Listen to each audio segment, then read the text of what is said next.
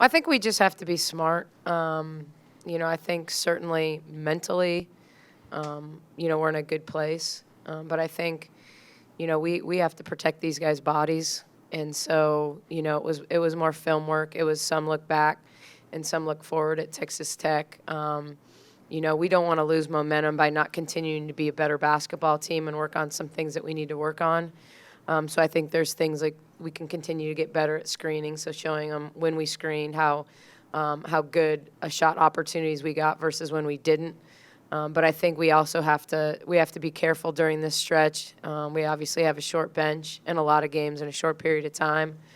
So being really mindful of recovery, and these guys are excited about cold baths and massages and things like that. Coach, do you talk about not getting too high or too low? Like, do you worry at all about coming off of a win like that? Well, the thought for the day was about consistency, and so we certainly know a week ago the message was different, or let's say 9 days ago, and so I think, we know what it is to be at the bottom of the standings, and we just got to keep working our way up, and we've got to win every day, and take the approach of 1-0. And so I know these guys know what it felt like a week ago, and if you get too high after a good week, it's easy to be humbled with a bad week. Sarah, was that maybe a glimpse of what this team can be? I mean, just in terms of, seemed like pretty much everybody produced. Yeah, I very much think so. I think you see us growing each and every game, and at the end of the day, we just want to be playing our best basketball in March. So I think it's all starting to come together. And on the three-point shooting, is that contagious? I mean, just a little bit, just a little bit. Less excited for you to see Jordan go off and have the game that she did. For you playing alongside her, what was that like? I mean, it's amazing because at the end of the day, there's going to be a game where me, Jamie, and Jordan are all hitting shots at the outside. So, I mean, to see Jordan shoot like that, I mean, I know she has it in her. So it's just that one night when we're all hitting shots, it's going to be scary.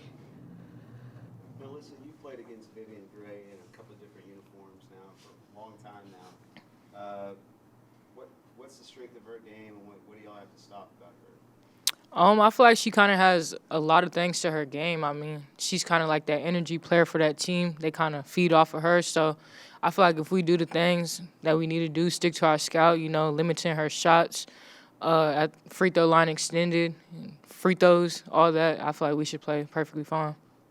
Nikki, does it come down to stopping her? It's not just, you want to make her inefficient, the same way you look at Ashley Johns. Like, they're going to score because they take the lion's share of their team shots. And she's, it's hard to keep a player from taking a shot, but do we get a contest? I think Liss's length can bother her. She's struggled from the three-point line this season. Not that that's ever been the strongest part of her game, but she's so comfortable off the bounce when she gets in the rhythm at 15 to 17 feet. She'll post some, and they move her around a lot. A lot of the things they do, they isolate her. They'll isolate her on the block when she plays the three. They're going to isolate her more on pin downs and things like that when she's at the four, just to create separation and space for her, depending on her matchup. And so, she can get on a heater like she did in the first half against Kansas, and, your goal is just to contest. But I think, they're a team that, in their wins, they're averaging 71 points a game, and in their losses, 57. So sometimes it doesn't come down to one player. It comes down to, are you making her inefficient, and are you guarding the rest of them well, because they're a team that doesn't run. They're a team that doesn't make a lot of threes. But if they start making threes, they can be dangerous. Nikki, do you feel better about holding a lead at 30?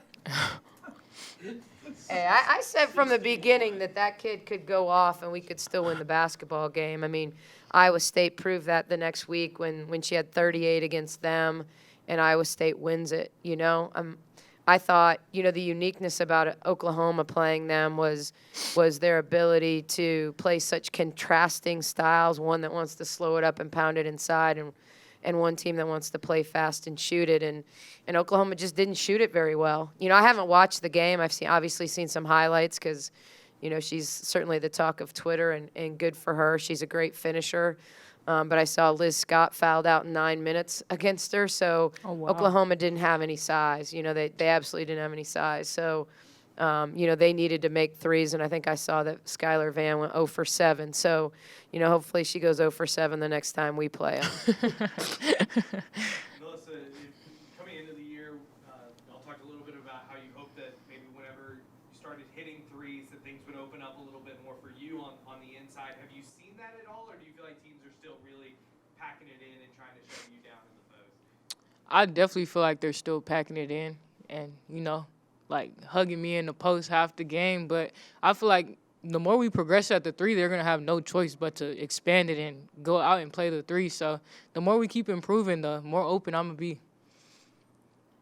Melissa, and maybe you had trust in them anyway, but has it been good to see the team win maybe when you're not at your best? Oh, absolutely. Like you say, it's a team.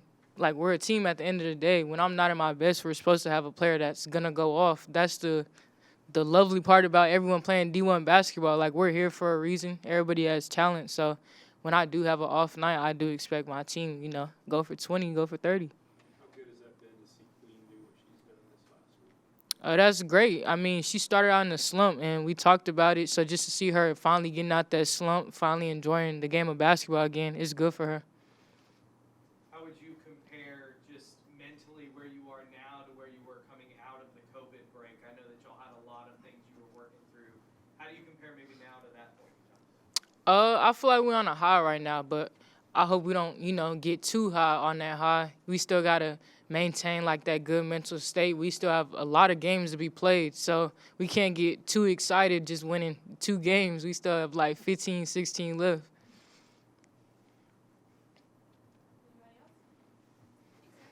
All right.